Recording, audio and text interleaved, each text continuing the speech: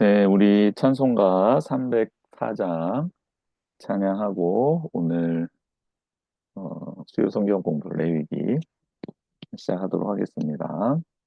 그 크신 하나님의 사랑 말로 다 형용 못하네.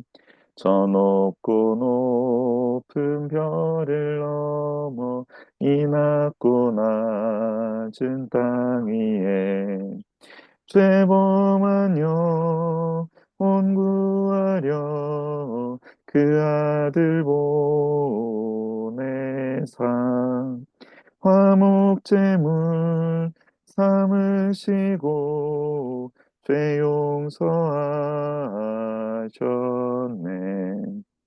하나님 크신 사랑을 증량 다 못하네. 영원히 변치 않는 사랑 성도여 찬양하세.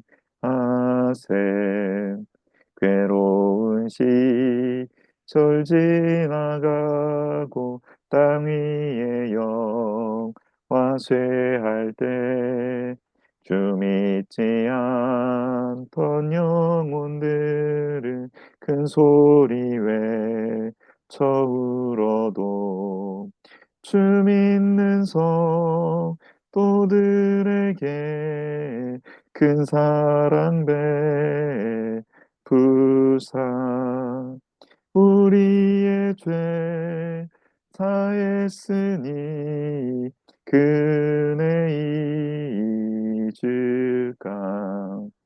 하나님 크신 사랑을 증량 다 못하네. 영원히 변치 않는 사랑 성도여 찬양하세. 하늘을 두루마리 삼고 바다를 먹물 삼아도 한없는 하나님의 사랑 다 기록할 수 없겠네. 하나님의 크신 사랑 그 어찌 닿을까. 저 하늘로 비싸도 채우지 못하리. 하나님 크신 사랑을 증량 다 못하네. 영원히 변치 않는 사랑 성도여 찬양하세. 기도하겠습니다. 하나님, 우리가 평생 찬양해야 될 것은 하나님의 은혜와 사랑입니다. 하나님의 높고 위대한 사랑입니다. 그 크신 은총입니다. 하나님의 사랑 예수 그리스도 안에서 완성됐고 그 예수 그리스도 안에서 우리는 하나님의 사랑을 보게 됩니다. 그 예수님은 사망 권세 깨뜨리고 부활하셔서 우리와 이전에 하셨던 모든 것들을 같이 하시기 위해서 우리의 주인이 되어 주셨습니다. 예수님 십자가지시기 전 그리고 부활하시기 전 하셨던 그 모든 일들이 부활 이후에도 계속되고 또 계속하고 싶다라는 그 귀한 그 사랑과 그 고백이 이 시간 우리에게 힘이 되고 위로가 되고 그리고 기쁨이 될 수 있도록 도와주시옵소서. 하나님 사랑합니다. 하나님 높여드립니다. 하나님께서 창세전부터 계획하신 귀한 일들이 오늘 이 시간 우리 가운데 이루어지길 원하고 앞으로 우리가 하나님께서 예비하신 그 길을 걸어갈 때 하나님의 그 귀한 말씀의 약속이 성취되어지는 것을 보고 찬양하며 기뻐하고 예배하고 주변에 있는 사람들과 함께 즐거워하기를 원합니다. 그런 은혜와 은총을 충만히 누릴 수 있는 우리 모두가 되게 하시고 부활 후 기쁨의 50일을 주님과 함께 보낼 수 있도록 주님 도와 주시옵소서. 오늘도 하나님의 말씀을 봅니다. 듣습니다. 또 깨닫기를 원합니다. 그렇게 살아가기를 원합니다. 성령 하나님 이 시간 기름 부어 주셔서 우리가 주님의 진리의 말씀 깨달아 알 수 있도록 도와 주시옵소서. 모든 영광을 하나님께 올려드리며 예수 그리스도의 이름으로 기도드립니다. 아멘. 네, 오늘 레위기, 아, 레위기 말씀 보도록 하겠습니다. 네, 오늘 레위기 말씀인데요. 이제 레위기에 나와 있는 5대 제사, 5대 제사의 어떤 정리편이라고 할 수 있겠습니다. 그래서 하나님의 말씀 우리 같이 보고, 그리고 그 말씀 속에서 우리 제사의 5가지의 제사를 우리 한번 잘 정리해 보면 좋겠습니다. 제가 강의안을 공유하도록 하겠습니다.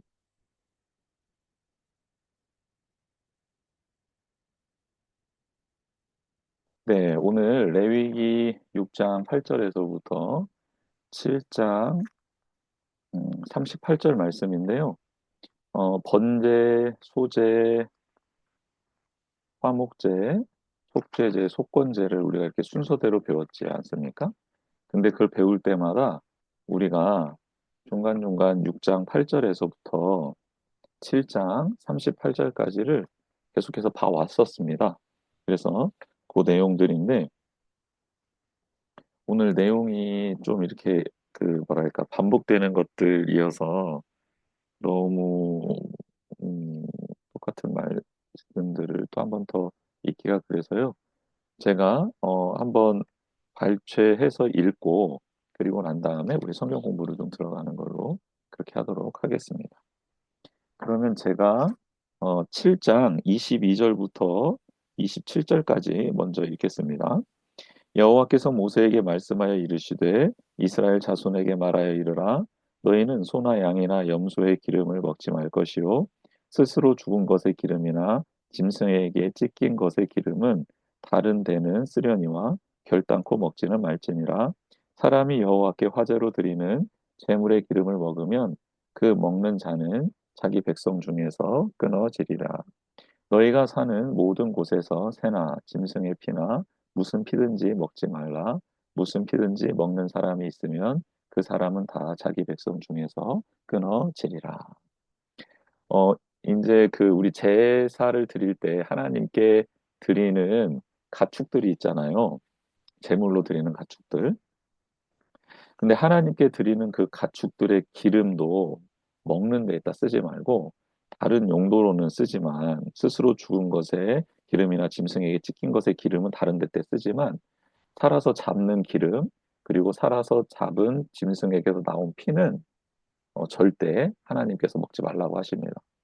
그러니까 하나님께 드리는 제물 자체에 대해서도 소중히 여기며 그것은 구별되어 하나님께 드리는 것들이기에 내가 함부로 취하지 않겠다. 그리고 취해서는 안 된다라고 하나님께서 말씀해 주시는 거죠. 그러니까 하나님께 드려지는 것들에 대한 소중함을 일상생활 속에서도 실천해야 한다라는 말씀입니다. 예, 그런 의미에서 이 말씀을 읽었고요. 우리 이제 맺는 말을 한번 읽어봤으면 좋겠습니다. 다른 말씀들은 우리 앞에서 계속 읽어왔기 때문에 그럼 이제 맺는 말씀 한번 읽어보면 좋겠는데요. 혹시 지금 말씀 같이 읽어주실 수 있는 분들 있으면 음성을 한번 해제해 주시고 우리 맺는 말 말씀 35절에서 38절을 한번 읽어봤으면 좋겠거든요. 성경 말씀 읽으실 수 있는 분들은 음성을 해제 한번 해주시고 같이 하나님 말씀 읽었으면 좋겠습니다. 네, 그러면 제가 먼저 읽고요. 신흥경 집사님, 박선원 집사님 순서로 한 절씩 돌아가면서 읽겠습니다. 35절, 7장 35절부터 38절입니다. 이는 여호와의 화제물 중에서 아론에게 돌릴 것과 그의 아들들에게 돌릴 것이니 그들을 세워 여호와의 제사장의 직분을 행하게 한 날, 곧 그들에게 기름 부은 날에 여호와께서 명령하사 이스라엘 자손 중에서 그들에게 돌리게 하신 것이라 대대로 영원히 받을 소득이니라. 이는 번제와 소제와 속죄제와 속건제와 위임식과 화목제의 규례라. 여호와께서 시내 광야에서 이스라엘 자손에게 그 예물을 여호와께 드리라 명령하신 날에 시내 산에서 이같이 모세에게 명령하셨더라. 아멘. 음. 이제 맺는 말을 하는데 맺는 말 중에서 하나님께서 아론과 아들들, 그러니까 제사장들에게 돌아가야 될 목, 지극히 거룩한 것들을 잘 구별해라 라고 이제 말씀을 해주시죠. 그러니까 이제 되게 이게 참 놀라운 일인데요. 어떻게 연결이 되어 있냐면 하나님이 세우신 제사장들이잖아요. 그리고 그 제사장들의 몫을 하나님이 챙겨주시잖아요. 어떻게 챙겨주시냐면 백성들이 하나님 앞에 나아오는 예배를 통해서 그들의 필요를 채워주시는 거죠. 그러니까 백성들은 하나님께 예배를 드리는데 하나님은 그 예배를 받으시고 제사장의 필요를 채워주시는 거예요. 그러니까 예배가 하나님 아버지 앞에 드려지는 예배가 잘 드려지면 하나님이 구별하여 세운 제사장들과 레위인들은 하나님 안에서 그 사명을 잘 감당할 수 있는 거예요. 그래서 하나님은 이스라엘 백성에게 복을 주시는 거예요. 그래서 자원하는 번제와 소제와 화목제를 드릴 수 있도록 하는 것이죠. 그리고 의무제인 속죄제와 속건제를 드려서 그렇게 하나님 앞에 거룩한 삶을 살라고 말씀해 주시는 겁니다. 그렇게 하나님이 복을 주시고 그들에게 말씀을 주시고 그들이 거룩하게 살아가는 삶을 통해 하나님은 예배 받으시고 영광 받으시고 그리고 하나님이 구별해 주셔서 하나님의 사명을 감당하는 이들은 살아갈 수 있는 에너지를, 필요들을 얻게 된다라는 것이죠. 굉장히 긴밀하게 연결되어 있는 거예요. 그러니까 이 세상에서 우리 그리스도인들이 이 땅이 하나님께서 주신 은혜와 복을 기억하며 하나님을 예배하잖아요. 그러면 하나님의 사명을 감당하는 사람들이 부유해지는 거예요. 하나님의 사람들이 먹을 것이 생기는 거예요. 하나님의 사람들이 그 사명을 제대로 감당할 수 있는 거예요. 근데 어 이제 우리 선지자 시대 이제 선지자들을 하나님이 보내셨던 그 시대로 가보면 선지자들이 백성들에게 하나님의 말씀, 하나님의 마음을 전달하잖아요. 그러면서 가장 찝어내는 게 뭐냐면 하나님을 향한 온전한 예배를 드리지 않는다라는 거예요. 하나님께 마땅히 드려야 될 예배, 하나님께 마땅히 드려야 될 예물, 하나님께 마땅히 드려야 될 삶의 고백이 사라져버린 이스라엘 백성에게 권면을 하고 또 심판의 메시지를 전하죠. 왜냐하면 하나님과의 그들과의 관계가 무너졌을 뿐만 아니라 그들이 하나님 앞에 예배드림으로 하나님의 제사와 하나님의 법도가 계속해서 흘러가야 되는데 잘 세워져 가야 되는데 그것을 감당할 사람들이 다 떠나버리고 사라져버리게 되기 때문입니다. 그렇죠. 먹고 살아야 되는데 먹을 게 없는 거예요. 그러니 부정, 부패를 저지르게 되는 거죠. 그러면서 제사장 집단이 그리고 레위인들이 망가지기 시작하자 온 전체 사회가 다 망가지는 거예요. 그래서 하나님은 이스라엘 백성에게 복을 주면서 자원하는 제사와 의무제를 드리라고 그렇게 기쁨으로 자원하고 또 하나님께서 주신 말씀 따라 살다가 부지 중에 지은 죄가 있으면 예배를 통해서 하나님이 세운 거룩한 사명을 감당해야 될 사람들이 살아갈 수 있도록 그 사명을 감당할 수 있도록 그렇게 이 거룩한 체제를 만들어 놓으셨는데 그게 이제 다 망가져 버린 거죠. 그래서 맺은 말을 하면서 하나님께서 너희들이 드린 그 예배를 내가 받아주고 나는 내가 세운 거룩한 무리들을 세워가겠다. 그들의 사명을 잘 감당할 수 있도록 하겠다. 라고 이렇게 말씀해 주시는 거고요. 그리고 37절부터의 맺는 말은 번제와 소제와 속죄제와 속건제와 위임색과 화목제의 규례에 대해서 다시 한번 잘 알려주시면서 이 다섯 가지 예배 제사를 잘 드렸으면 좋겠다. 그리고 위임식이 끼어 있잖아요. 근데 이 위임식은 8장에 기록되어 있습니다. 그래서 8장에 기록되어 있어서 이게 지금 요 제사 규례 안으로 들어온 거고 위임식은 대제사장이 위임 받을 때 그 사람, 대제사장의 일생에 한 번 드리는 제사가 위임식이거든요. 근데 그 위임식도 굉장히 중요한 제사란 말이에요. 의식이란 말이에요. 그래서 그게 여기 안에 들어와 있다라고 이렇게 보시면 되겠고, 여호와께서 시내 광야에서 이스라엘 자손에게 그 예물을 여호와께 드리라 명령하신 날에 시내산에서 이같이 모세에게 명령하셨더라 해서, 이게 지금 출애굽기와 계속 이어지고 있고 민수기에 이르러서 시내산을 떠나기 전까지 그 과정 안에 지금 담겨져 있는 말씀이 바로 레위기다. 즉 하나님이 시내산에 임재하셔서 성막을 만들라 하시고, 그리고 그 성막을 만들었을 때 성막에서 모세에게 말씀해 주시는 그 전체적인, 출애굽 이후 이스라엘 백성이 시내산에 도착해서 하나님의 말씀을 받고 있는 그 장면 안에 들어가 있는 내용이다라고 하나님은 지금 정확하게 이 레위기의 위치를 또 한번 말씀해 주고 있는 거죠. 그러니까 이스라엘 백성이 출애굽하고 난 다음 하나님의 백성으로서 준비되는 과정에 있다. 그리고 그 준비되는 과정은 하나님이 주신 말씀을 소중히 여기고 그 말씀대로 살아가는 것이 바로 하나님의 자녀다움이다, 백성다움이다라고 알려주고 있습니다.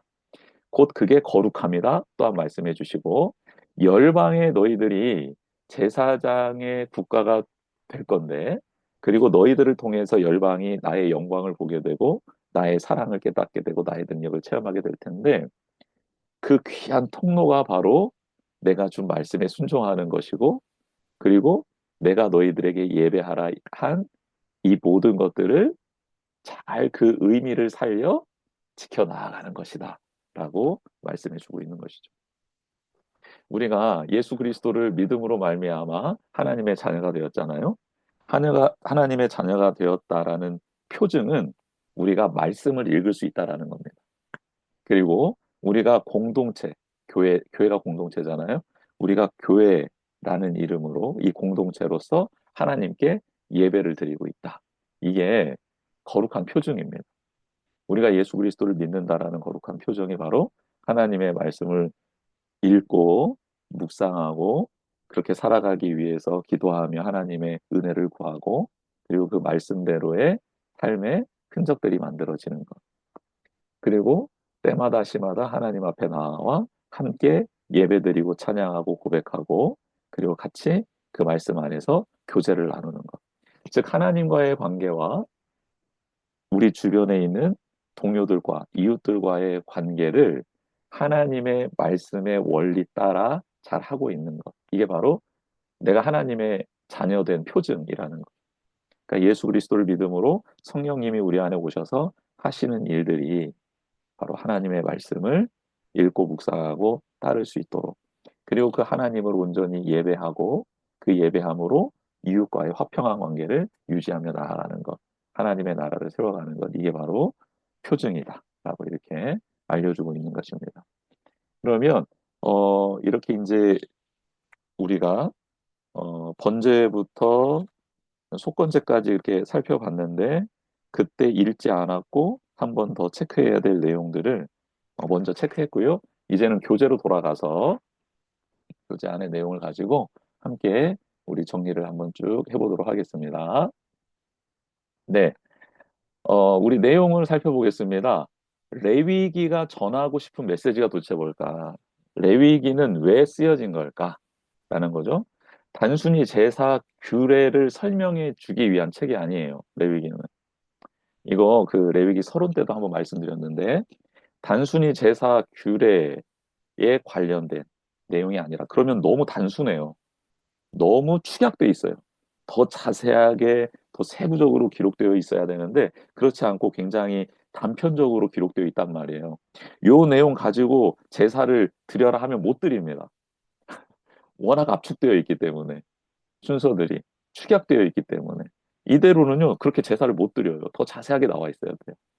즉 그럼에도 불구하고 이렇게 제사 규례를 주신 이유는 그럼 뭔가 봤더니, 레위기를 주신 목적은 하나님 백성의 삶, 삶이 어때야 되는가를 알려주시기 위함이라는 거예요.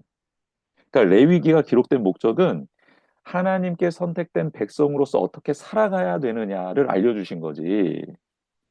규례가 이러니 이거 그대로 잘 지켜, 이게 목적이 아니라는 거예요. 그걸 통해 그리스도인의 삶, 하나님의 백성다운 삶이 무엇인지를 알려주기를 원하셨다라는 것이죠. 이게 핵심입니다, 핵심. 그래서 지난번에도 말씀드렸듯이 유대인들은 태어나서 아이들이 글을 읽기 시작할 수 있고 알아들을 수 있을 때 제일 먼저 읽어주는 책이 레위기인 거예요. 왜냐하면 하나님의 선택받은 백성으로서 하나님의 자녀로서 어떻게 살아가야 될지가 너무 명확하게 나와 있는 책이 레위기니까. 하나님의 백성으로서 어떻게 살아가야 되는지를 알아야 될 것 아닙니까? 하나님이 어떤 분인지, 하나님의 백성은 어떻게 살아가야 되는지가 너무 극명하게 나와 있는 책이 레위기다. 그래서 하나님 백성의 삶에 대해서 가르쳐 주는 내용이지, 이렇게 이렇게 해라, 저렇게 저렇게 해라, 이런 규례를 지켜라. 그게 목적이 아니다. 라는 것을 다시 한번 정확하게 알았으면 좋겠습니다. 그러니까 레위기를 읽으면서, 아, 내가 하나님의 백성으로서 이렇게 살아가야 되는 거구나. 라는 것을 깨달아야 된다라는 거예요. 그러면 5대 제사 안에 담긴 의미와 각 제사들의 특징을 정리하면서 우리가 어떻게 살아가야 되는지 한번 정리하는 차원이니까요. 한번 보면 좋겠습니다. 번제. 번제는 뭐라고 했죠? 특징이 있는데요. 전부를 태우는 제사죠. 전부를 태우는 제사. 제사장들에게 돌아가는 것은 가죽밖에 돌아가지 않습니다. 그러니까 가죽 외에 전부를 다 태우는 거예요. 모든 것을 전적인 헌신을 말하는 거죠. 온전한 드림을 말하는 거죠. 하나님 앞에 살아가는 삶의 근본 원칙이 뭔가? 하나님의 자녀로서 우리가 하나님과의 관계를 맺을 때 나의 생명, 나의 전부가 하나님의 것입니다라는 고백이 하나님의 백성으로서의 첫 번째 걸음이 되어야 한다라는 거예요. 굉장히 중요한 원리입니다. 자신이 가진 전부를 다 팔아 살 수 있는 것이 곧 하나님의 나라, 복음, 하나님의 은혜와 사랑. 그것은 나의 가진 전부를 다 팔아서 사야 할 가치 있는 것이라는 것을 깨달아야 된다는 거예요. 마태복음 13장 44절 말씀 한번 제가 읽어드리겠습니다. 마태복음 13장 44절 말씀입니다.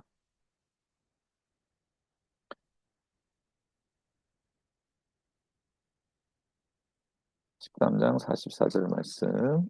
네. 천국은 마치 밭에 감추인 보화와 같으니 사람이 이를 발견한 후 숨겨두고 기뻐하며 돌아가서 자기의 소유를 다 팔아 그 밭을 사느니라. 그러니까 천국 하나님의 나라, 또 하나님의 통치, 하나님의 영광은 도대체 무엇인가? 얼마만한 가치가 있는가? 밭에 감추인 보화와 같다. 그래서 이를 발견하면 그것을 숨겨두고 기뻐하며 돌아가서 자기 모든 소유를 팔아서 그 밭을 사는 것과 같은 거다. 이게 하나님 나라의 가치, 하나님의 사랑, 은혜, 그분의 영광의 가치라는 거예요. 그러니까 전부를 드리는 자원하는 마음을 하나님이 기뻐 받으신다. 그런 관계를 말씀해 주시는 거예요. 너희가 나의 백성으로서 번제와 같은 삶을 살아가야 된다. 그런 태도가, 그런 믿음의 자세가 필요하다라고 알려주시는 것이죠. 소제는 무엇입니까? 곡식으로 드리는 제사죠. 이게 소제의 가장 강력한 특징이죠. 일상에서 거둔 결실이면서 가장 가난한 이들이 드리는 제물이기도 하죠. 이게 의미하는 게 뭐냐라는 거예요. 그리스도인으로서, 우리가 하나님의 자녀로서 소제를 기억하면서 하나님 앞에 어떤 자세로 나아가야 되냐. 이거죠. 일상의 그 어떤 것도 하나님께 드려지기에 작지 않음을 보여준다. 하나님, 이거밖에 없는데 어떻게 제가 하나님께 감히 드릴 수 있겠어요? 하나님 같이 온 우주 만물을 창조하신 하나님께 나의 이 작은 것이 필요하겠어요가 아니라는 거예요. 일상의 그 어떤 것도 하나님께 드려지기에는 작지 않고 충분하다라는 거예요. 대신 곡물을 곱게 빻아야 합니다. 즉, 거기에 정성이 들어가야 되는 거예요. 신실함이 들어가야 된다라는 거예요. 거기에 나의 마음이 담겨야 된다라는 거예요. 나의 고백이 담겨야 된다라는 거예요. 즉, 뭐 저도 그렇지만 하나님께 그 받은 게 많잖아요. 예를 들어서 뭐 우리 일상생활 살아가는 우리 성도님들에게도 하나님이 주신 급여가 있잖아요. 직장생활 하게 해주신 것도 하나님의 은혜예요. 거기에서 들어오는 소득도 하나님이 주신 거잖아요. 근데 그 소득의 대부분이 다 나를 위해 사용하잖아요. 하나님께 더 드리고 싶지만 그럴 수 없는 형편이잖아요. 그럼에도 불구하고 그 드릴 수 있는 그 작은 예물에 우리의 마음과 정성과 그리고 하나님을 향한 사랑과 감동이 담겨져 있어야 된다라는 거예요. 정성이 있어야 된다는 거예요. 정성이. 그리고 나의 헌신 있잖아요. 수고로움이 있잖아요. 작은 것이지만 뭐 주일 되기 전에 와서 청소를 하는 거 혹은 주일에 와서도 뭔가 어떤 필요들이 보여서 그것을 작은 것이지만 하는 행동, 하나님을 사랑하는 마음으로 공동체를 사랑하는 마음으로 하는 그 작은 행동을 하나님이 받으시는데 어떤 행동을 받으시냐? 그게 하나님께로부터 온 은혜와 감격에 의해서 그게 고백되어지는 나의 행동이어야 된다라는 거예요. 사랑이 들어가 있어야 된다라는 거예요. 감사가 들어 있어야 된다라는 거예요. 감격이 있어야 된다라는 거예요. 그것을 하나님 받아주신다라는 거예요. 그러니까 어떤 것도 하나님이 받으시는데 그 어떤 것에 신실함과 충성됨과 진실함과 사랑과 감동이 담겨 있어야 된다. 그렇죠. 우리의 전부를 드린다는 것은 가격이나 크기로 결정되는 것이 아니다. 하나님 우리의 중심을 그리고 그 중심이 담긴 그것도 기쁘게 받아주시는 분이다라는 거죠. 이게 소재에 담겨져 있는 거죠. 그러니까 우리가 그리스도인으로서의 정체성, 하나님의 백성으로의 정체성은 뭡니까? 하나님, 저는 할 수 있는 게 아무것도 없어요가 아니라 하나님 저 작지만 이것을 기쁜 마음으로 감사한 마음으로 하나님께 드리겠습니다. 받아 주시옵소서라는 자세가 그리스도인의 하나님의 백성으로서의 삶의 자세, 신앙의 자세여야 한다라는 거죠. 속죄제 살펴보겠습니다. 속죄제는 뭡니까? 의무제죠. 이건 반드시 드려야 되는 제사잖아요. 죄를 범했을 때, 부지 중에 죄를 범했을 때, 그렇죠? 죄를 해결하여 새롭게 시작하게 하는 제사이죠. 고의적이지 않은 잘못이라 할지라도 그냥 넘어갈 수 없다라는 것을 강조하는 거예요. 실수로 범한 죄라도 하나님은 회개해야 된다라고 말씀하시는 거죠. 그러니까 작은 죄도 용납하지 않으시는 하나님. 그리고 그 죄도 하나님께서 능히 모든 죄도 다 고백하면 용서해 주시고 치유해 주실 수 있는 분이라는 또 반증이기도 하죠. 그래서 다음 문장 읽어보면요. 어떤 죄라 할지라도 잘못을 인정하고 자백하면 하나님이 용서해 주신다. 그렇죠. 하나님이 용서해 주세요. 어떤 죄라 할지라도. 그런데 지난번에 제가 말씀드렸던 것처럼 그 죄 사함을 받는 제사가 있잖아요. 그것은 뭐죠? 부지중에 지은 죄이지만 그게 배상 가능하고 그리고 누군가가 나에게 잘못을 지적했을 때 그것을 인정하고 고백했을 때 그때 그렇게 될 수 있다고 했잖아요. 근데 이제 사람을 죽인 것은요. 어떻게 되는 거예요? 사람을 죽인 것은 그것은 용서가 안 되는 거예요. 죽인 것은 죽음으로밖에 갚을 수 없어요. 근데 부지 중에 사람을 죽였을 경우에는 어떻게 되나? 그렇죠? 이거는 속죄제나 속건제를 통해서 해결되지 않아요. 그러니까 부지 중에 사람을 죽이잖아요. 생명을 해하잖아요. 그러면 이 사람은 도피성에 격리되어 살아가는 것으로 이제 해결이 됩니다. 즉, 실수로 상대를 죽게 한 자의 삶이 격리되는 것으로서 해결이 되는 거예요. 부지 중에 사람을 죽였을 때에도. 그러니까 부지 중에 사람을 죽였을 때 내가 죽는 것으로 그 죄값을 치르는 건 아니지만 도피성에 들어가 있어서 그 도피성에서 삶이 격리되는 것으로서 그 값을 치르는 거다라는 거죠. 그래서 하나님께서 그를 다스리도록 그렇게 맡겨 두는 거죠. 도피성에다가. 이런 조금은 죄에 대해서 해법이 이제 이렇게 다른 부분들도 있다 해서 잠깐 그 내용들을 좀 알려드렸습니다. 아무튼 속죄죄는 우리가 기억해야 될 건 어떤 죄라도 심각하다라는 것. 그리고 그 어떤 죄라도 하나님 앞에서는 고백하는 자, 자백하는 자, 깨닫는 자, 뉘우치는 자는 용서될 수 있음을 명확하게 보여준다. 근데 여러분 이 속죄제 드릴 때 우리가 부지 중에 범했을 때 하나님이 그것을 깨닫게 해주시잖아요. 깨닫게 해주셨을 때 제일 먼저 바로 가서 속죄제를 드리는 게 아니라고 했습니다. 그렇죠? 그 죄에 대한 잘못을 지적받았을 때 그것을 반드시 내가 고백하고 자백하는 게 먼저라고 했습니다. 즉, 내가 어떤 이에게 잘못한 게 생각이 나고 깨달아지면 그것을 내가 먼저 인정하고 자백할 뿐만 아니라 그에게 용서를 구하는 게 먼저이고 그리고 나아가 하나님께 예배를 드리는 거죠. 속죄제를 드리는 거죠. 속건제도 마찬가지죠. 내가 이웃의 것을 무언가를 잘못을 했어요. 그래서 손해를 끼쳤어요. 그러면 거기에 대해서 20%를 더해서 이자를 쳐서 그 값을 지불해서 5분의 1의 그 배상을 통해서 그에게 갚고 그 다음에 속건제를 드리라고 했잖아요. 그러니까 이 원리가 굉장히 중요하다라고 했습니다. 그리고 모든 제사를 드리기 전에 무슨 제사가 가장 앞서냐면 속죄제가 가장 먼저 앞섭니다. 그러니까 내가 거룩해지고 제단에 피를 바른다고 했잖아요. 속죄제의 특징은 제단이 거룩해지지 않으면 내가 드리는 예배를 하나님이 받으실 수가 없어요. 그러니까 속죄제를 드리고 번제와 소제와 화목제, 속죄제 및 속건제를 드리고 번제와 소제와 화목제, 이게 이제 순서가 되는 것이죠. 그래서 우리가 예배를 드리면서 하나님 앞에 나와 예수 그리스도의 보혈을 의지하고 그리고 난 다음 하나님의 말씀도 받고 그리고 교제를 하면서 쭉쭉 나아가는 것은 바로 이 원리가 있기 때문입니다. 어떤 죄라도 심각하며 그 어떤 죄라도 용서될 수 있음을 깨달아라. 이게 바로 그리스도인으로서의 삶의 자세이고 믿음의 자세여야 한다라는 것을 알려주십니다.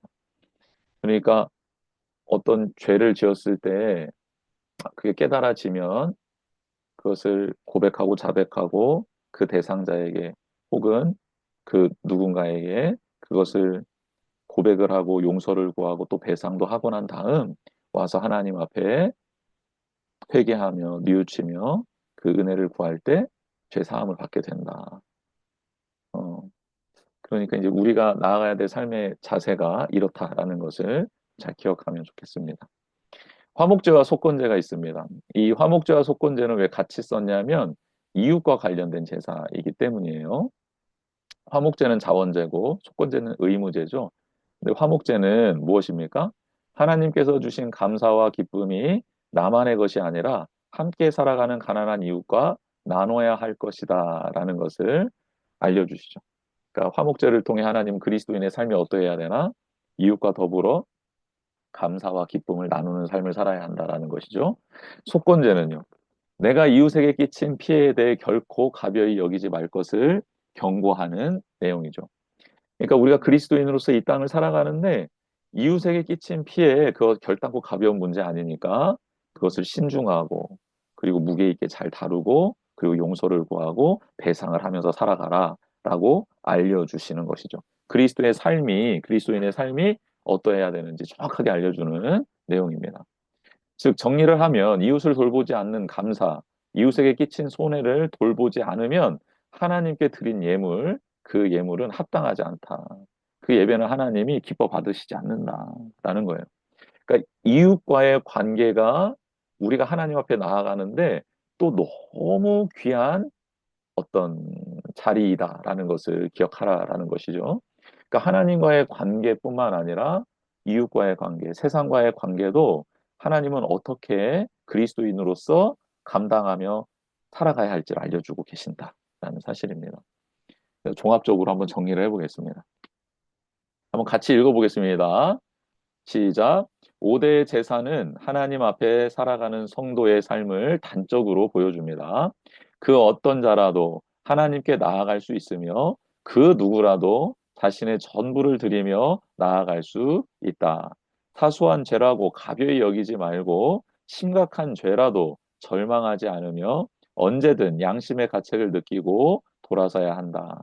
그리고 홀로 살아가지 말고 기쁨을 함께 나누고 이웃에게 끼친 피해를 가벼이 여기지 말아야 한다. 레위기의 5대 제사의 심각하고 진지한 규정을 통해 하나님 앞에 서 있는 성도의 삶이 어떠해야 함을 알려주고 있다. 그러니까 레위기의 5대 제사의 심각하고 진지한 이 규정은 하나님 앞에 서 있는 성도의 삶이 어떠해야 하는지를 알려주고 있는 귀한 하나님의 말씀이다. 이렇게 살아가는 우리 모두가 되었으면 좋겠습니다. 예수 그리스도를 통해 구현된 5대 제사이죠. 근데 이 5대 제사가 그리스도인의 삶이 어떠해야 되는지를 알려줄 뿐만 아니라 우리의 본이 되는, 우리의 주인 되는 예수 그리스도를 예표하고 있다라는 거죠. 이게 참 놀라운 신비인 거죠. 어, 그러니까 예배를 잘 드리면서 이스라엘 백성들은 예수님이 어떤 분인지를 알게 되는 거죠. 그리고 그렇게 예수님이 오셨을 때 알아볼 수 있고, 아, 그래, 예수님이 정말 하나님께서 우리에게 말씀해 주셨던, 제사로 알려주셨던 그런 삶을 정말 예수님은 온전히 사신 분이구나, 라는 것을 고백할 수 있도록 알려주신 거죠.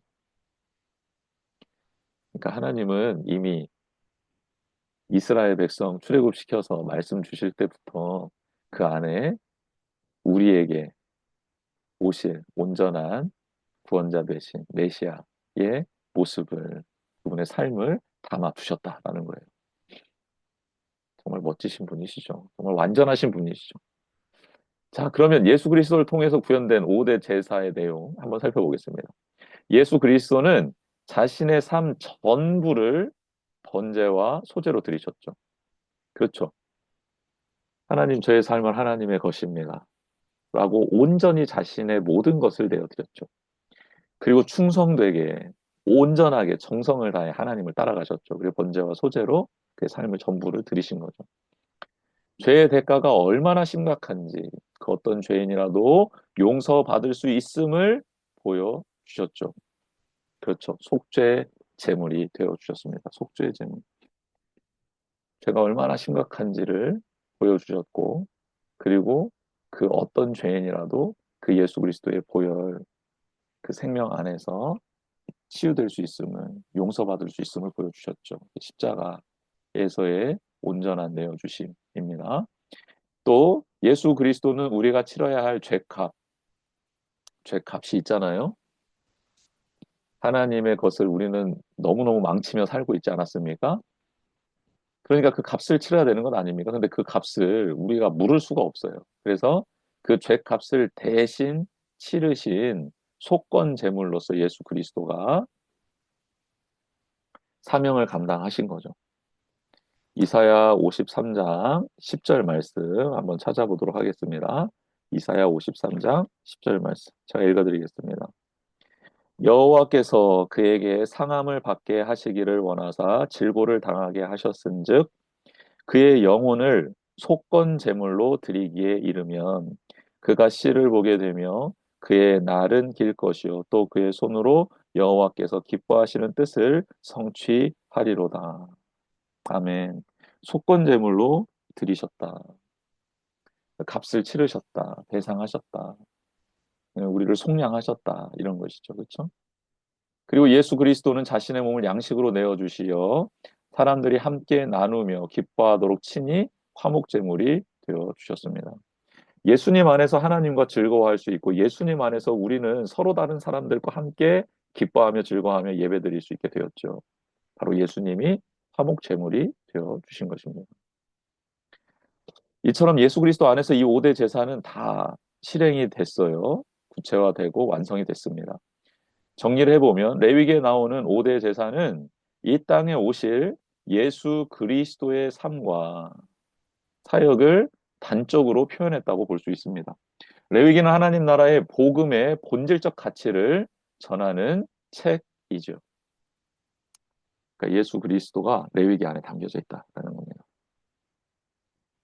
재물에 안수하는 것 있잖아요. 이제 그 우리가 제사를 정리하면서 재물에 대해서 이렇게 안수하는 것들이 있잖아요. 그게 뭐냐면 재물과 예배자가 대체되는 거, 바뀌는 거. 그러니까 곧 재물이 내가 되는 거, 예배자가 되는 것을 의미한다라는 겁니다. 즉 예배자 자신이 제사를 통하여 하나님께 드려지는 것을 의미해요. 이 사실을 꼭 기억하셔야 됩니다. 그러니까 내가 재물을 잡아서 재물을 드리는 게 아니고요. 내가 재물에게 안수함으로 그 재물이 내가 되는 거예요. 그러니까 내 자신이 하나님께 드려지는 게 바로 제사, 예배라는 것입니다. 그래서 예배는 한마디로 정의를 하면 무엇일까? 자기 희생입니다. 자기 희생. 자기 희생.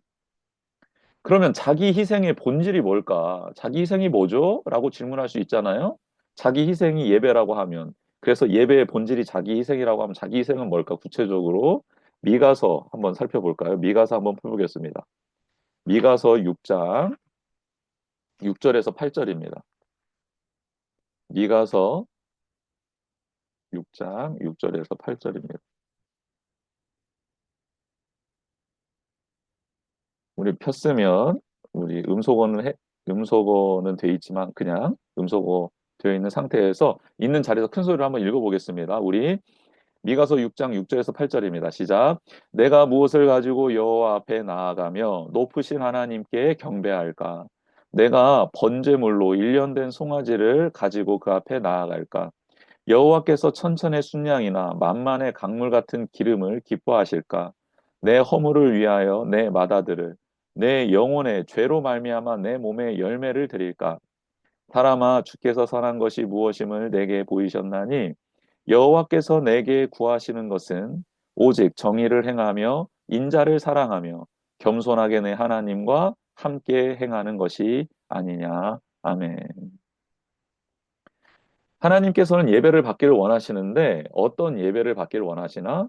예배자가 드려지는 예배를 받기를 원하시는 거예요. 예배자가 자기 희생을 하기를 원하는 거예요. 그러면 자기 희생, 자기 내려놓음, 자기 비움, 자기를 죽이는 게 도대체 뭔가?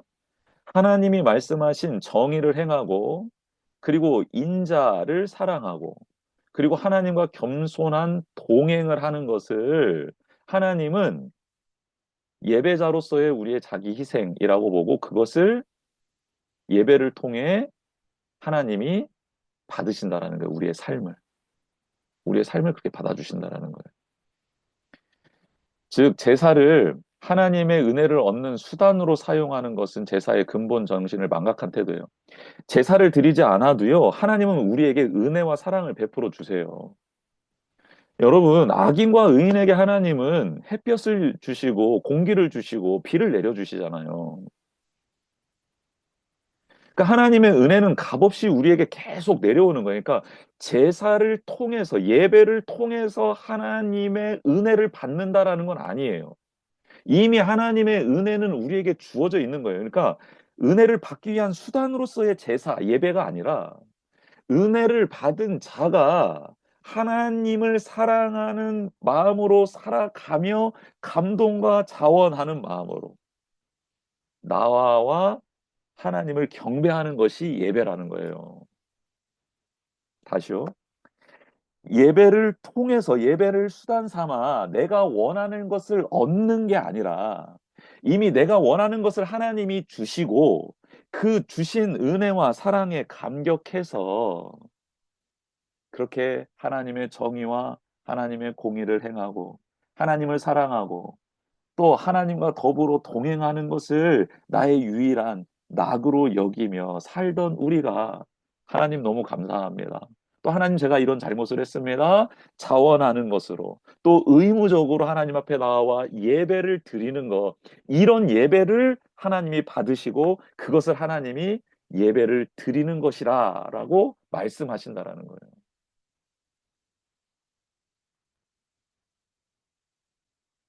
진짜 예배의 본질이 회복이 돼야죠. 예배의 본질이 회복이 돼야 돼요. 우리의 삶이 예배와 너무 밀접하게 관련이 되어 있는 삶이 하나님의 말씀을 떠나 있거나 하나님의 은혜와 사랑에 감사를 드리지 않고 또 하나님 주신 이 삶을 성실하고 정직하게 살아가지 않으면요 예배는요 아무런 의미가 없는 거예요. 보세요. 천천의 순양이나 만만의 강물 같은 기름을 하나님이 기뻐하시겠냐고요. 나의 허물을 위해서 내 맏아들을 드린다고 그 허물이 사해지겠냐고요. 내 영혼의 죄로 말미암아 내 몸을 그냥 불사르게 내어준다고 해서 그 죄가 사해지겠냐고요. 내 삶이 하나님의 말씀과 떨어져 있는데 내 삶이 하나님의 은혜와 사랑에 대한 감격이 사라져 버렸는데 내 삶이 하나님의 뜻을 따라 바르고 정직하게 하나님 나라를 세워가는 삶이 아닌데 내가 드리는 예배를 하나님이 받으시겠냐고요. 그럼 반대로 그렇게 하나님의 뜻을 따라 살아가는 자들은요 예배를 드리고 싶은 거예요. 하나님의 말씀 앞에 너무나도 기쁘고 감격스러운 일들이 일어나거든요. 그러니 자원하는 마음으로 번제와 소제와 화목제를 드리고 싶은 거예요. 하나님의 말씀 따라 살아가는데 나의 누추함이, 나의 추악함이, 나의 넘어짐이, 나의 부지 중에 범한 죄가 드러나는 거예요. 그러니 의무제, 속죄제와 속건제를 드리고 싶은 거예요. 그렇죠. 그래서 레위기의 제사는 하나님이 십계명과 율례를 주시고 난 다음에 제정된 것 아닙니까? 성막이 만들어지고 난 다음에 제사에 관련된 내용이 주어진 거잖아요. 즉 하나님의 전적인 은혜, 하나님의 값없는 은혜가 쏟아지고 난 다음 기쁜 마음으로 자원해서 예배드리고 싶은데 어떻게 하면 좋겠습니까? 했을 때 번제가 나온 거고 소제가 나온 거고 화목제가 나온 거잖아요. 그리고 그 말씀 따라 살아가는 우리가 부지 중에 범했을지라도 그 죄는 심각한 것이니 너가 속죄와 속건제를 드렸으면 좋겠다라고 방법을 알려주신 거잖아요. 예배가 먼저가 아닌 하나님의 말씀이 먼저였다. 그리고 그 말씀 따라 살아가는 삶이 먼저였다. 그런 자가 예배를 드리는 것이다. 이게 예배의 본질이에요.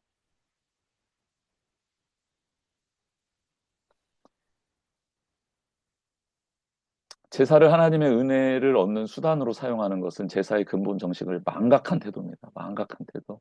제사의 본질이 자기 희생이기에 삶과 분리된 제사나 자기를 희생하지 않는 제사는 그 자체로 모순이며 모든 의미를 상실하는 것입니다. 제사의 본질은 정의를 행하는 것, 인자하게 다른 이들을 돌보는 것, 겸손하게 하나님과 살아가는 것. 그런 사람이 하나님 앞에 예배를 드리는 게 예배의 본질입니다. 예수님이 말씀하신 율법에 더 중한 바 정의와 긍휼과 믿음도 버리지 말라. 그러니까 11조 11조를 드리고 그리고 때마다 시마다 하나님 앞에 올려드리는 예물 드리는 것도 이것도 소중하지만 그러나 율법에 더 중한 바 정의와 긍휼과 믿음 너의 삶도 버리지 말아라 라는 경건의 모양과 경건의 능력 이 두 가지를 예수님은 다 갖춰야 한다라고 말씀하신 내용이 마태복음 23장 23절 말씀입니다. 이것도 버리지 말고 저것도 버리지 말아라. 두 가지 다를 취해라. 음, 우리가 예배의 본질을 깨닫고 정말 온전한 예배를 드리는 우리가 되었으면 좋겠습니다. 네, 제사를 받아주시는 거룩한 하나님. 이 진짜 말이 안 되는 거거든요. 그 거룩하신 하나님이 우리를 만나 주신다. 그렇죠? 우리가 드리는 예배를 받아주신다. 가축을 드리는데 그것을 받아주신다. 그것을 흡양하신다. 죄를 사해 주신다. 우리의 헌신을 받아주신다. 충성을 받아주신다. 우리의 감사를 받아주신다. 야, 이거는 정말 하나님의 특혜, 우리를 향한 하나님의 특별한 은혜. 완전 우리는 특혜를 받은 거거든요. 어떻게 거룩하신 그 하나님, 지극히 높으신 하나님이 우리의 제사를, 예배를 받아주실 수 있으십니까? 정말 사랑하지 않고서는 받아주실 수 없죠. 그것을 깨달아야 되는 거예요.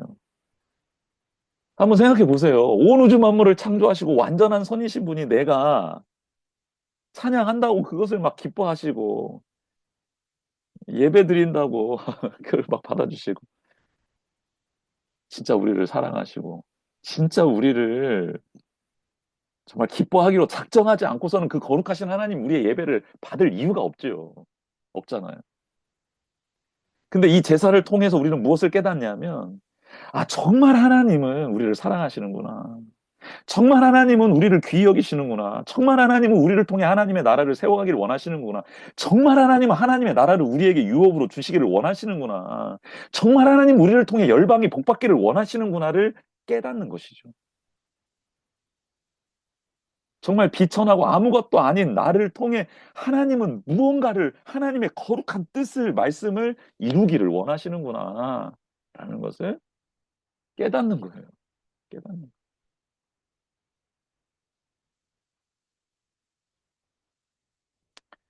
하늘에서 하늘 보좌에서 일어나는 영광스러운 예배를 지금 계속 보고 있으시잖아요, 하나님은.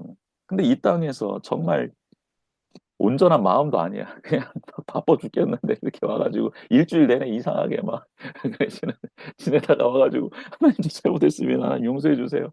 그리고 하나님 좀 도와주세요. 라고 엎드려서 진심으로 짧게 엎드리는 그것을 통해 하나님의 귀한 뜻을 이루시겠다고 하시니 이건 말이 안 되는 거잖아요. 근데 말이 안 되는 일을 하시겠다라는 게 레위기 말씀이라는 거예요. 이러니 우리는 정말 감사해야 되는 것 아닙니까?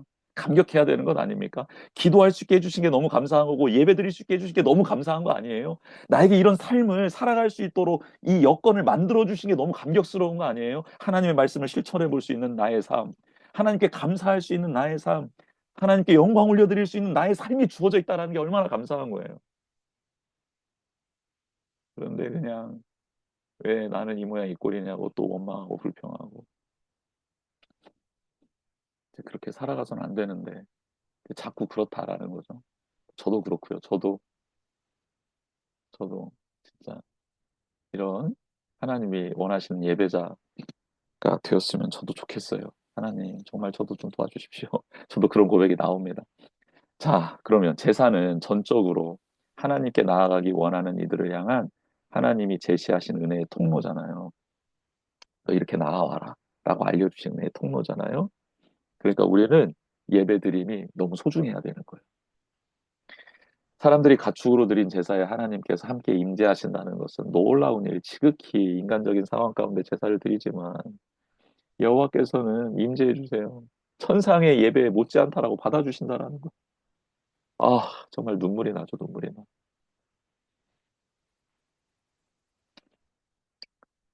아, 고단하고 지쳐있고 엉망진창인 나의 삶 속에서 그럼에도 불구하고 하나님 앞에 올려드리는 그 기도. 바울과 실라가 옥에 갇혀서 늘씬 두들겨 맞아서 온몸이 지끈지끈 피멍이 들고 온전한 정신이 아니지만 그럼에도 불구하고 그 욱신거리는 몸을 안고 그리고 자신이 잘못해서 얻어맞은 것도 아닌데 귀신을 내어 쫓아준 걸로 얻어맞은 거잖아요. 그런 억울함과 불합리함 속에서도 그 감옥에 갇힌 그들이 그 자리에서 드린 예배를 하나님이 받아주시잖아요.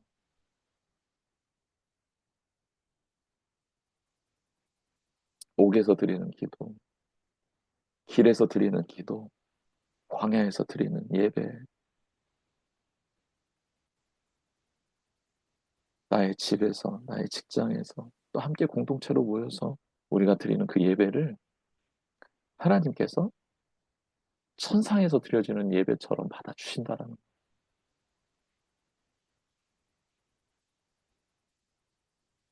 이게 이게 너무 감동이고 이게 너무 은혜입니다. 사람의 손으로 지은 성막에 여호와께서 임재하시는 것도 마찬가지로 놀라운 일이죠. 성막에서 제사를 드리잖아요. 성막과 제사는 하나님이 그 임재를 드러내는 은혜의 통로. 하나님은 거룩한 분이시기에 은혜의 통로인 제사의 절차에 대해 세밀하게 규정하고 명령해 주셨고 거룩한 분이라는 건 잊지 말아야 되는데 그래서 예배는 이렇게 드려야 된다라고 알려주신 거잖아요. 그렇게 순종하는 게 거룩한 거라는 거. 사람들은 끊임없이 하나님을 사람들의 틀 안에서 익숙하게 만들려고 해요. 그렇죠? 우리는 계속 그러잖아요. 그런데 하나님의 거룩하심을 고백한다는 것은 우리의 뜻과 계획으로 하나님을 가두거나 제한할 수 없다는 것을 인정하는 것을 의미합니다. 뭐 내가 마음에 드는 예배, 내가 마음에 들지 않는 예배. 그래서 뭐 오늘은 하나님이 날 만져주신 것 같고 오늘은 날 안 만져주신 것 같고 이게 의미 없는 말이에요. 하나님은 우리를 너무너무 사랑하시고 늘 만나주시고 늘 함께 해주세요. 내 뜻과 내 계획으로 하나님을 가두거나 제한하지 않아야 돼요. 하나님의 말씀대로 하나님의 영광을 그리고 내게 베풀어 주시는 은혜에 감사하며 그저 눈물로 감격으로 감사함으로 축제로 또 손과 마음으로 그렇게 하나님 앞에 나아가 예배하는 것이죠. 우리는 제사를 통해 여호와를 알고 섬기지만 언제나 우리 안에 다 파악될 수 없는 하나님을 인정해야 한다. 그러니까 우리의 예배를 받아주시는 하나님, 그래서 너무 고맙지만 그럼에도 불구하고 하나님의 위대하심, 하나님의 전능하신 하나님의 거룩하심을 또한 인정하고 고백하며 그렇게 하나님을 바라볼 수 있는 겸손함이 우리 가운데 있어야 한다라는 것입니다. 네, 5대 제사 비교표가 있는데요. 이것은 우리 김금주 교수님이 쓰신 책 그 내용 잘 정리되어 있어서 이 부분, 이 부분을 제가 올려드렸습니다. 그래서 이 내용을 한번 쭉 보시면 좋겠어요. 번제에 쓰이는 제물들 있죠? 소제에 쓰이는 곡식들, 화목제에 쓰이는 제물들, 속죄제. 속죄제는 특별히 고운 가루도 들어가죠. 속죄제는 그 맡은 직분에 따라 드리는 제물이 달라지는데, 그쵸? 고운 가루도 포함되어 있다. 가장 가난한 자, 그러나 생명처럼 여기는 그 가루 가지고 나오면 하나님이 그 죄 용서해 주신다. 속건제는 흠없는 순양 하나밖에 없습니다. 속건제는, 그렇죠? 왜냐하면 배상의 개념이 크기 때문에 이것은 순양으로 딱 정해놓은 이유는 뭐예요? 그만큼 상대방의 재물을 소중히 여겨야 된다라는 것을 가르쳐 주신다고 말씀드렸습니다. 태우는 부분이 있는데 번제는 전부를, 소제는 한 움큼을, 기름과 콩팥, 화목제, 그리고 전부를 드릴 때도 있고 기름과 콩팥을 드릴 때도 있는데 전부 드리는 것은 제사장들이 속죄할 때 전부 드립니다. 속건제 기름과 콩팥을 드립니다. 피처리 제단 사방에 뿌리고 제단 사방에 뿌리고 속죄제만 어떻게 한다고 그랬죠? 제단에 바른다고 했습니다. 그래서 제단도 정결하게 만드는 거. 그렇죠? 그렇게. 그리고 속건제는 죄 사함보다는 배상이 크다라고 했던 이유는 제단 사방에 뿌리지 제단에 바르지는 않는다. 그렇죠? 그래서 속건제는 배상에 관련된 그 의미가 더 크다라고 그때 말씀드렸습니다. 고기 처리는 전부 다 태우죠, 번제는. 그리고 화목제는 예배자와 제사장이 같이 먹고, 속죄제는 전부 태우고 제사장에게 일부 지극히 거룩한 부분으로 들어가고요. 또 속건제도 제사장이 먹는다. 지극히 거룩한 것이다. 그래서 제사장이 먹는 것은 뭐예요? 제사장이 먹는 것은 소제, 그리고 화목제, 그리고 속죄제, 속건제. 번제에서도 가죽은 제사장의 몫으로. 그러니까 모든 예배에 하나님이 제사장의 몫을 이렇게 두셨던 거예요. 그래서 하나님 앞에 예배 드리는 것은 하나님이 세우신 사람들이 그 사명을 잘 감당할 수 있게 되는 것과 연결돼 있다. 그래서 하나님은 백성에게 복을 주는 거고, 복을 받은 백성들은 예배를 드리는 거고, 예배를 받으신 하나님은 하나님의 이 질서가 유지되고 예배가 지속 가능하게끔 제사장들의 몫을 주셨다. 이게 이제 거룩한 선순환으로서 하나님의 나라가 세워져 가는 원리다. 그러니까 하나님이 우리 귀한 성도님들에게 복을 많이 주시고 우리 성도님들이 하나님 아버지 앞에 영광 올려드리고 그리고 우리 교회는 또 사명을 감당하는 자들이 세워져 가고 그렇게 목회자들이 세워져 가고 이런 선순환들이 일어나고 이걸 우리나라 전체적으로 보면 하나님은 우리나라에 복을 주시고 그리고 그 복을 깨달은 그리스도인들이 하나님 아버지 앞에 예배하고 그리고 교회는 빛과 소금의 역할을 감당하며 이 나라가 이 열방이 하나님의 나라로 세워져 가는 것. 그렇게 그 사명을 감당하는 제사장들이 세워지는 것. 이게 이제 하나님의 나라를 세워가는 원리다라는 거. 효과가 있는데 그것은 향기로운 냄새, 향기로운 냄새, 향기로운 냄새. 하나님 기뻐 받으시는 자원하는 제사를 번제, 소제, 화목제 다 받으신다는 거고 의무제는 뭐예요? 죄 사함을 받는 거고 그리고 그 잘못에 대해서 배상한 거에 대해서 하나님이 받아주시며 앞으로는 너희들이 공동체 안에서 그렇게 정의와 공의를 행할 수 있도록 받아주신다. 우리의 예배를 받아주신다. 우리의 잘못을 받아주신다라는 거죠. 그렇게 이해하시면 되겠습니다. 특이사항은 전부 제단에 불사르고 누룩꿀, 소금. 누룩과 꿀은 재지는 거고 소금은 반드시 들어가야 되는 거고 소재에서요. 이거 잘 기억하고 계시죠? 그리고 피와 기름 절대 어, 절대 금지다. 절대 금지. 화목제에서 피와 기름은 온전히 하나님께 드려야지 이거 먹으면 안 돼요. 막 잔치라고 흥청망청 그렇게 살아서는 안 되는 거죠. 그리고 속죄제에는 향단과 제단에 반드시 바르는 피, 제단이 정결해져야지 또 죄 사함을 받을 수 있다라는 게 이게 이제 그 상징적인 의미고 속건제는 20%를 추가 배상해서 그렇게 하나님 앞에 나아가고 또 이웃에게 그렇게 배상하라는 게 그거다라는 거. 네, 이렇게 알게 되었습니다. 네, 오늘 오늘 그 제사 5대 제사 정리를 잘 했는데요. 1강부터 5강까지 안 들으셔도 6강 들으신 분들은 이렇게 정리가 조금 잘 되는 수지 맞는 오늘 성경 공부였던 것 같습니다. 네, 그러면은 잠깐 우리 이제 기도하는 시간 같이 가졌으면 좋겠습니다. 잠깐 그 우리 찬양 배경음악으로 찬양을 좀 잠깐 틀도록 하겠습니다. It's been 1,000 days of full-scale war. Ukraine. What's around you right now?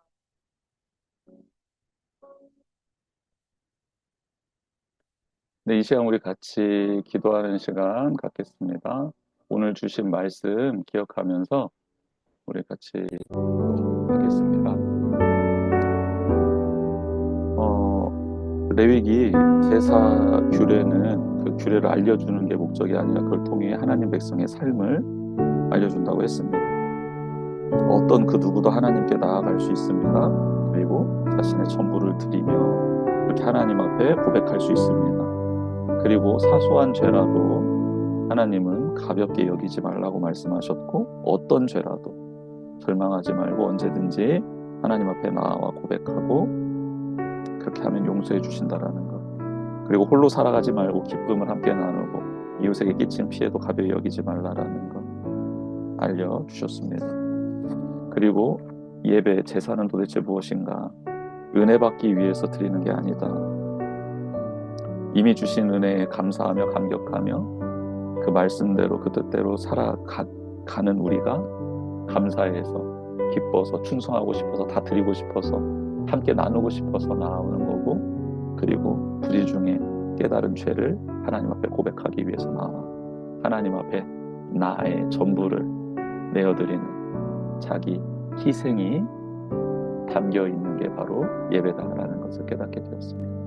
우리 이 시간 주신 말씀 기억하면서 먼저 우리 같이 기도하는 시간 갖겠습니다. 같이 기도하겠습니다. 하나님 아버지 감사합니다. 하나님 아버지 이 시간 우리가 간절한 마음으로 기도하며 나아갑니다. 오늘 주신 말씀을 깨닫습니다. 그리스도인으로서 어떻게 살아가야 하는지 하나님 믿는 자로서 어떻게 하나님 백성답게 살아가야 하는지 알려주셨습니다. 그리스도인들 하나님의 자녀는 나의 전부가 하나님의 것임을 고백하는 사람입니다. 충성되게 신실하게 살아가는 삶입니다. 하나님 이웃을 소중히 여기는 삶입니다. 그들과 감사와 기쁨을 나누는 삶입니다.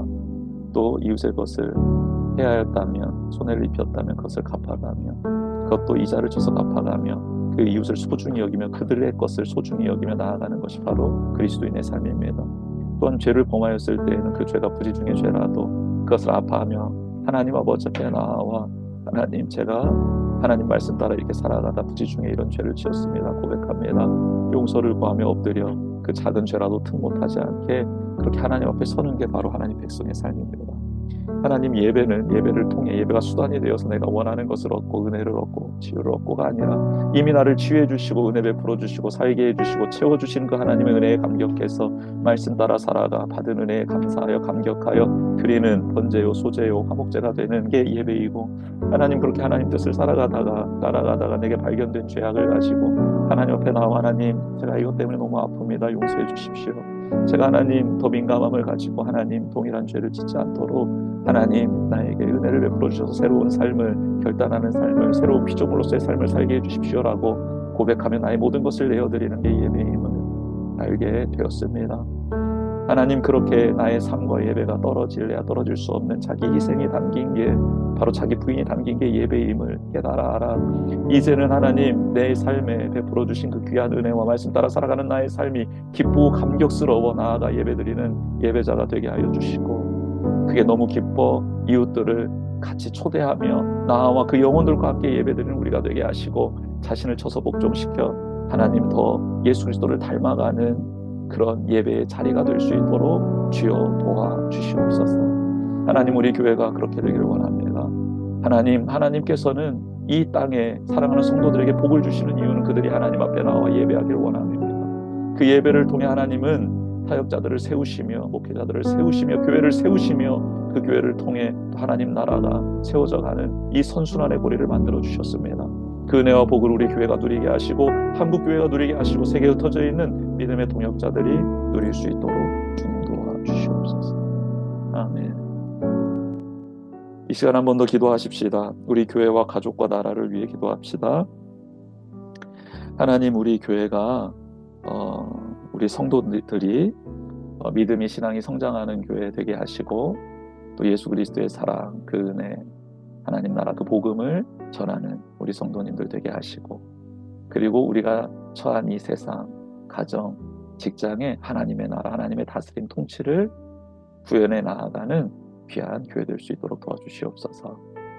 또 우리 가족들을 위해서 기도합시다. 하나님, 우리 가족들 하나님 보호 아래, 날개 아래 진정한 예배자들이 되길 원합니다. 주님 붙들어 주시옵소서. 또 우리 나라를 위해 기도하십시다. 하나님, 이 나라가 참 위기 가운데 있습니다. 그리고 대선이 진행 중에 있습니다. 하나님께서 은혜를 베풀어 주셔서 이 나라 다시 온전해질 수 있도록 도와달라고 우리 같이 교회와 가정과 나라 위해 한번 더 기도하십시다. 기도하시겠습니다. 하나님 아버지 감사합니다. 하나님 사랑합니다. 높여드립니다. 하나님이 세우신 교회 이제 7년 차가 되었습니다. 곧 6주년 창립 감사 기념주일을 올려드릴 것입니다. 하나님께서 교회를 세우신 이유 목적이 있습니다. 하나님 뜻을 이루어드리기 위함입니다. 주님의 영광이 가득하기 위함입니다. 주님이 원하시는 기쁨과 감격이 넘쳐나기 위함입니다. 우리 교회인 성도들이 신앙이 믿음이 늘 성장하게 하여 주십시오. 또 진리의 말씀 복음, 그 하나님의 나라, 그 예수 그리스도를 전하는 여러 다양한 방법이겠지만 전하는 귀한 성도님들 되게 하옵소서. 우리가 있는 자리가 하나님 나라 다스림을 받는 자리 되게 하여 주셔서 하나님의 나라가 우리의 가정에, 기업의 일터에, 내가 살아가는, 내가 몸담고 있는, 밟고 있는 이 땅과 열방 가운데 이루어지게 하여 주십시오. 하나님, 우리 사랑하는 자녀 손들을 위해서, 부모님들을 위해, 형제자매를 위해서 기도합니다. 저들의 삶의 자리 하나님 동행해 주시고, 특별히 주님 저들이 온전한 예배자가 되길 원합니다. 온전한 예배자 되면 하나님의 뜻을 따라 나아가게 될 것이고, 그들의 비전과 소명이 확실해질 것이고, 돕는 은혜 하나님 베풀어 주실 텐데, 그 은혜가 가득한 우리 귀한 가족들이 다 되게 하옵소서. 이 나라 하나님 외교 안보가 위태롭습니다. 주여 긍휼을 베풀어 주십시오. 지켜주십시오. 보호해 주십시오. 하나님, 이 나라 정치가 이제는 국정이 안정화되길 원합니다. 대선 레이스 가운데 있습니다. 6월 3일 하나님 이제 새로운 대통령을 뽑아야 합니다. 하나님, 이 나라 하나님 다시 한번 통합되고 화합되며 하나님 서로의 가치를 인정하는 건강한 진보와 보수, 우익과 차익, 그 귀한 날개 중심을 잡고 균형을 잡고 나아갈 수 있는 이 나라 될 수 있도록 도와주시고, 평화 통일, 복음 통일을 이루어 이 한반도에 맡겨주신 사명 감당하는 귀한 나라 될 수 있도록 도와주십시오. 다음 세대들이 건강하고 아름답게 자라나게 하시고, 믿음과 실력과 인성을 겸비하게 하시며, 이 땅의 기성세대와 다음 세대들이 하나님 서로를 존중히 여기고 그 필요들을 채워가며 넉넉하게 하나님 아버지 아름다운 공동체 세워나갈 수 있는 나라 될 수 있도록 주님 도와주시옵소서. 하나님 아버지 감사합니다. 사랑합니다. 오늘 주신 말씀 따라 살아가는 저희들 되게 하시고, 그런 우리 교회와 가정과 나라 될 수 있도록 도와주시옵소서. 하나님 사랑합니다. 높여드립니다. 모든 영광 하나님께 올려드립니다. 우리 가운데 임재하여 주신, 그리고 우리를 회복시켜 주시고 깨닫게 하시며 이 땅에 하나님 나라를 구현할 수 있는 믿음의 사람으로 세워주시고 인도해 주신 예수 그리스도의 이름으로 축복하며 기도드립니다. 아멘.